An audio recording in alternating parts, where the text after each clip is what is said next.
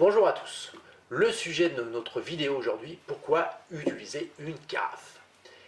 Imaginez votre maison de vacances fermée pendant 6 mois. À votre arrivée, votre réflexe naturel, naturellement, c'est d'aérer. Eh bien, c'est un peu la même chose pour le vin. Il a besoin de respirer pour exprimer tout son potentiel. Combien de temps? Idéalement 1 heure, mais même 5 minutes lui font déjà souvent du bien. Régulièrement, lors de mes ateliers de dégustation, je fais déguster un même vin, l'un carafé et l'autre conservé en bouteille. Et qu'est-ce qu'on constate?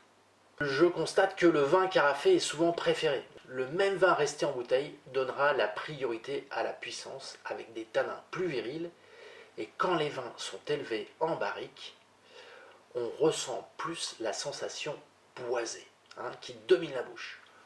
En carafe, le vin offre souvent une meilleure longueur. Le vin est assagi, privilégiant l'expression fruitée. Même les vins blancs, issus de cépages ultra expressifs comme le muscat, le vionnier ou le gewürztraminer, gagnent en finesse. Aujourd'hui, que l'on consomme principalement des vins très jeunes, la carafe a principalement pour but d'aérer les vins et nettement moins de les décanter.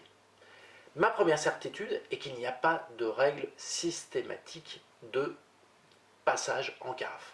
Le vin est un produit vivant, sensible à de multiples facteurs, et ce qui est vrai aujourd'hui peut gustativement s'avérer faux dès le lendemain.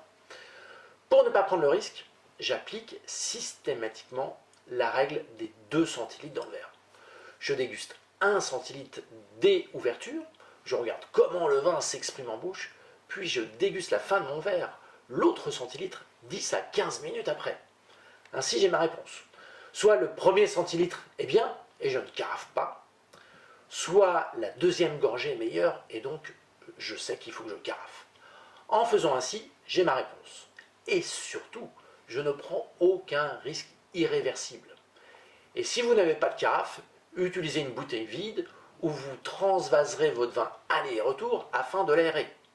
Je vous remercie pour votre écoute. Si vous souhaitez en savoir plus sur comment conserver et servir le vin, ou encore organiser votre propre atelier de dégustation avec un courtier juré expert en vin, n'hésitez pas à nous contacter.